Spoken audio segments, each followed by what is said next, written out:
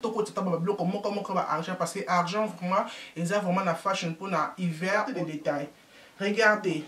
Tant déjà sonné quoi pour ça sonner raté. Ce qu'on bimi na on boum sauter parce que les pécanao abinga non na les pécato longwate. J'aime bien vraiment dengue robe na biso evandi na nzoto ko bomo ndenga na lati na garder c'est maman serré. C'est trop serré. C'est trop même. C'est le quoi cola. This dress is good. Ce que moi restaurant na yo. Aux ans Christmas, la fête à Noël, ils ont vraiment la qualité bien, ils ont fait soft, ils ont pété. Donc, là, ils ont la taille 40. Pour être honnête, comme on concert, comme on boit, pépé dans la kati, aux yeux 40 de canon au tiers, au kangi babou.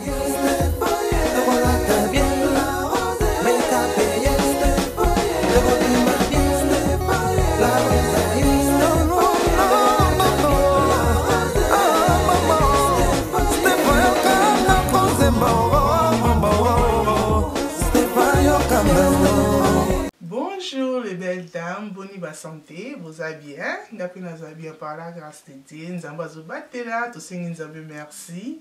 Vidéo, les vidéos sponsorisées by Shein. Ouais, oui que Shein nous a cagé le Kwandaku. Ça fait presque 3 ans si je me trompe pas que dans la Shein. Donc voilà, but anyway, dans la vidéo comme dans le but de la vidéo bilamba, même que tu sais une vidéo ce soir, tu peux te payer mal ce soir, tout le monde a bilamba. Tu peux que tu côté automne vraiment pour to côté tableau quoi si que ça là bien. Donc côté une nouvelle saison et bon appeler bilamba sika pour na et ça là quand nzoto sepela nzoto lingana okola totola tisango et sepela on sait jamais ko bossa na teki na Shein la rose dans la code promo na e o ezali Stéphanie la rose 15 pour na bino bata France pour za kabata kier vous ça Stéphanie la rose FR pour nous yakozwa 15% na bacha okosala na Shein na mimi kitala langa pour to komi tala lelo to komi lobela la kitata to komi la kisa to mona ba biloko o to la ndeko ko vanda biso na nzoto. OK, avant to bandana ibandi to bande biso na ba accessoire parce que la vidéo on a su ba accessoire pour na su ba article na susu mais to bande biso na ba accessoire bloco nini oyo na su na Shein.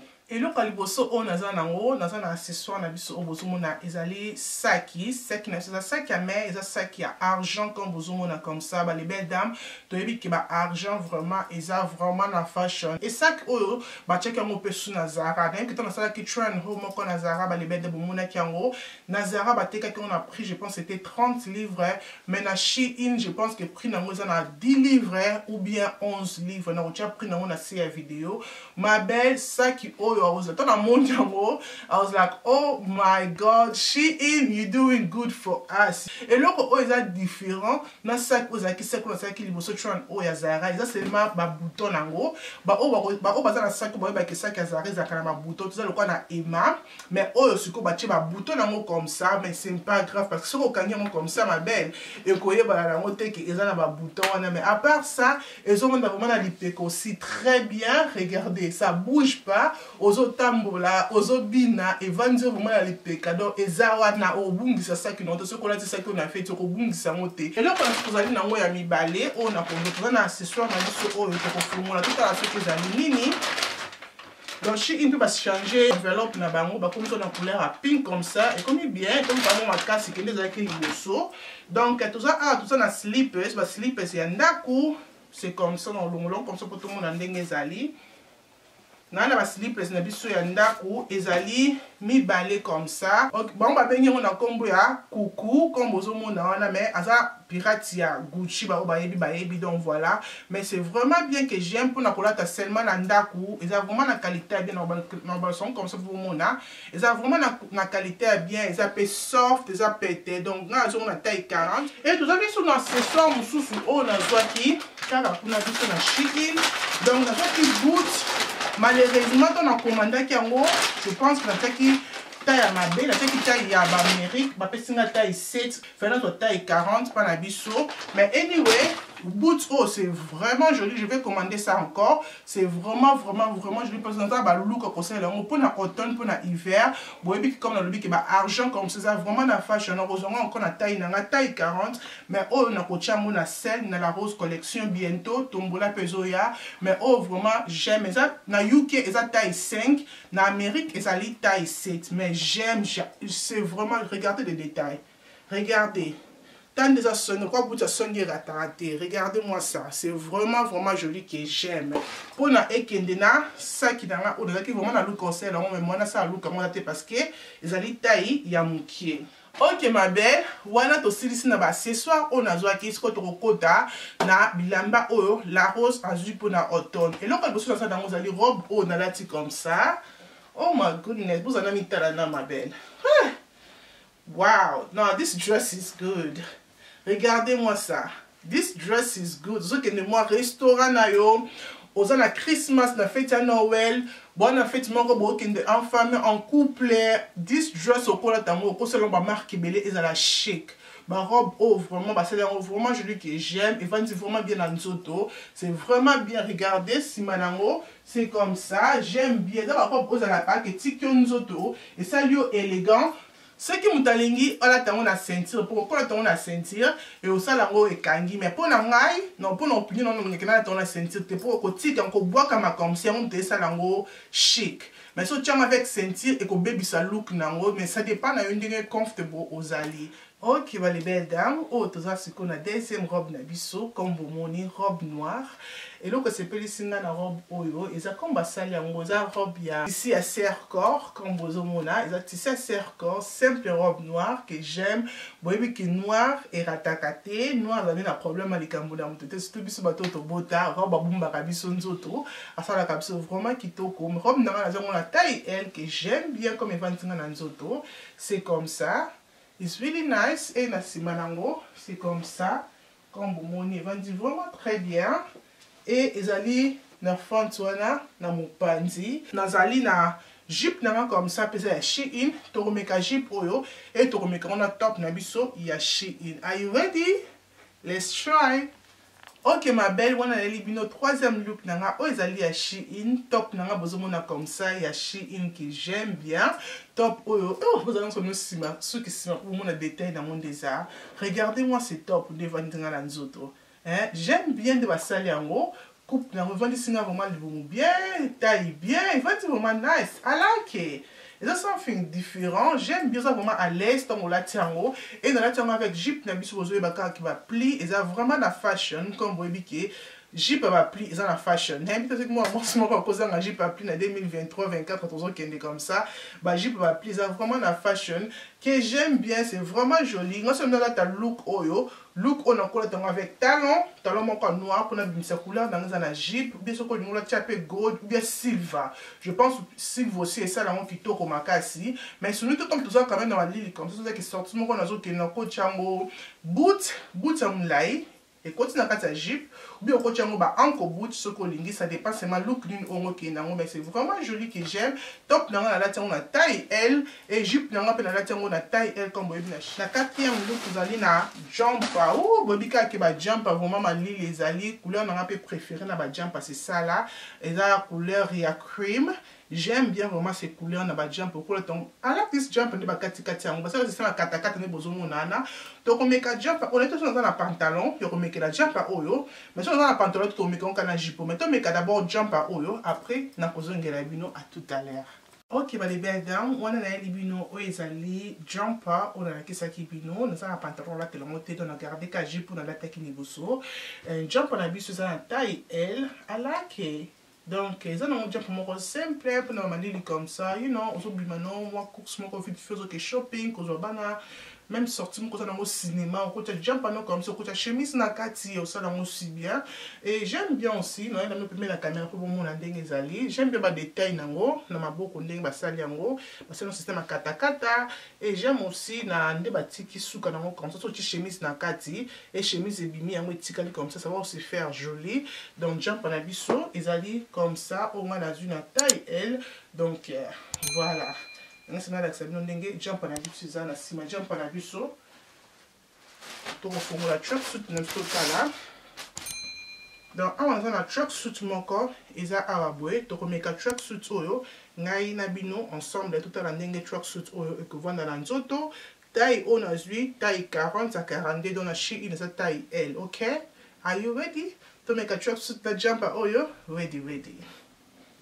Ok, bah les belles dames, ça quand même moi déçu qui est na pantalon nanga parce que comme on a le ban toujours mbinga et tracksuit na biso bota desalinga dongi. Et ça linga maman na dongi na papa na dongi mais sunute eza bien et le keto nango na sepeli comme basali yango moi vraiment ko bolwana sunute na muto ko za mukuse kinga na muto za mukuse et ko sala beso eza keza tina makolo mais nga na bandola donc kaka même na ndako comme ça nous chiller nanga na sa ba vidéo nanga na zo editing na bola tango comme na ndako pour na ko chiller donc voilà anyway na okota awa na carton na chikota la soto za nini. Ah, on a carton, on a chassé dans un top comme ça. On a été sur top pour nous, comme on a nini, parce que je pense pas qu'il y a un pantalon, mais on a un boxon dans un pantalon. Mais sur nous, top, on a mis sur mon que c'est la jolie. Déjà, pour la attaquer en haut, I like this top. This is my favorite, I like it. Avec pantalon à jeans, ça fait vraiment plutôt comme un casse. Ok ma belle, comme dans le lobby top Nabiso, comme vous avez c'est vraiment joli que j'aime. Alors this top, nous aurons encore la couleur en sous-sous, attends la couleur en noir aussi, c'est vraiment joli. Nous avons mis bleu que ça na keti kanga ma peka, comme vous voyez nous avons ma peka, donc voilà j'aime bien vraiment les gens c'est vraiment joli, I like it. Et si malango c'est comme ça, comme vous avez vraiment simple et j'aime bien de la 4x4 à bas côté hein. Et ça qui est bon bien bon mais et tiki biso mo baba c'est sous amtoza mo baba c'est ça la kaka bien donc voilà to meki oyo na meki pantalon oyo et ça na top nango mon la c'est bien top nango c'est ici comme ça et la top nango ça ensemble comme ça to komeka ensemble oyo to mo nango de nzoto ezali are you ready let's try. Ok ma belle donc on a ensemble la biso ya tracksuit yango comme vous omona vraiment simple bloc abonga lingango kozala na mingi na ndako parce que bobi kipso ba mama to kena mi kozobana na classe obité na la tani zo pso te kalota ba jean ou kanga non nga vraiment na malili comme ça to na ba ton comme ça tracksuit na kozobana na classe na ndako na vandi na nga na zo chiller tracksuit comme ça pour nanga c'est vraiment bien mais à part seulement que nga linga te pantalon tracksuit ça la trop serré comme ça c'est vraiment serré non c'est trop serré. C'est trop même c'est le quoi cola maintenant linga pantalon tracksuit ça la mon qui est normal que ça à l'aise puis linga pantalon tracksuit ça la pe moulai mais pas pantalon chine et pas tracksuit na bango na sombi et ça ka mikuse oh tout ça na cardigan na biso comme ça wow I like it it's oversized it's oversized cardigan to me quand ka likola et loko otulati tout mon ndenge et que ça là OK j'aime bien. C'est différent. Pourquoi le tombe même avec jean? Au moment et ok, déjà oversize cardigan. Mais qui va jean, c'est toujours une fashion. Pourquoi le tombe avec jean? Au petit cardigan, le colo comme ça, aux autres chillés. Ah là, ok. Là, il y a un bloc parce qu'on a bien dans ma boucle. Non, voilà, tu as un cardigan, on a bien dans ma boucle. On a dit qu'il y a un commentaire, c'est nice, on a dit cardigan, on a dit tracksuit. Nous allons faire un peu comme ça. Bien jump, on a bien dans la mais tu sais, on a dit bon, on est dit qu'il y a un moutou. Anyway, I like it, it's really nice. J'aime bien. Ils appellent kilo, hein. Au cas c'était que ça qui vient tout ce moment on bien ici dans mon dengezali. Ils appellent kilo. Quand on le met comme ça, on encore m'appelle Libanda. I like this store. Sima, ya cardigan na biso, c'est comme ça.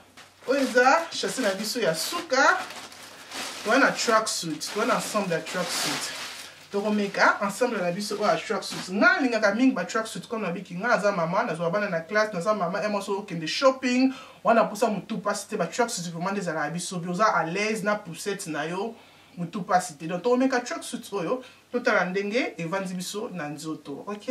Ok les belles dames, comme dans le biquet, tracksuit na biso oyo ezali eloko suka na box na biso donc voilà. Donc na tracksuit na biso comme ça, na éviter le connu ezo qui n'est vraiment na Shein, kengai bioko so na éviter so na bioko bata short. I don't know. Mais bien quand surtout on a commandé ma tracksuit nanga et minga mikuse mais j'aime qualité nango eza kitoko parce que tracksuit o eza vraiment kilo. On se dit vraiment que là c'est le quoi kilo pour on se protéger mais comment side no awa ba mi panze be la haute. OK, eza vraiment kilo mais eza moi ya kokanga mukinga nga tracksuit kanga boete, eza moi muki kokanga mais ma belle. Non là tango parce que là Libanda, ma lili, oh, ils ont un pantalon, ils ont un tracksuit comme ça. C'est vraiment bien que j'aime. C'est vraiment simple, couleur père qui toque comme vous avez. Après, la simanango, c'est comme ça. Vraiment simple, tracksuit. On a besoin d'une note. Donc, vraiment comme ça, chiller dans le vous êtes vraiment à l'aise. Donc voilà, merci beaucoup les belles dames vous avez qui nanga mais bandi les vidéos tina souka comment ça te utiliser code à Stéphanie Larose et c'est Stéphanie Larose 15 pour nous il y a 15% n'a bien votre France vous avez Stéphanie Larose FR pour la bino ya kozwa 15% na ba chat au bokosala na Shein. Bon c'est la pété que Black Friday zoya bato autour na pour na cheveux na ngai perruque na comme ça les belles mais ça perruque non I love this perruque que j'aime bien ezali glueless donc sans colle comme vous monde comme ça oui ça sans colle vraiment facile bobi que sans colle ça déjà facile pour les ba maman RO nous to que ba hiver toujours ba na classe misala aux a observé que comment on va coller bon ça ça na sortir aux bima spécial sorti nous avons vraiment que sont collés mais chaque jour perruque bon non perruque est comme ça sans colle donc au beau ça n'a été que le 24 novembre Black Friday na Shein bah ça le système à perruque qui au sombre encore aux yeux encore au fêlé autre bah que buy one get one free ok ma belle dame oh la rose au bombe là qui biso secret na bombe secret te peli colo na on besoin encore de discount na bino aux wig la rose QD na comment on a c'est crampon na ya cause 15% donc merci beaucoup de vous avoir na bandela video tina suka nzambe azala na biso nzambe abumba biso tokutani mukolo mususu tina te e kominatina bye.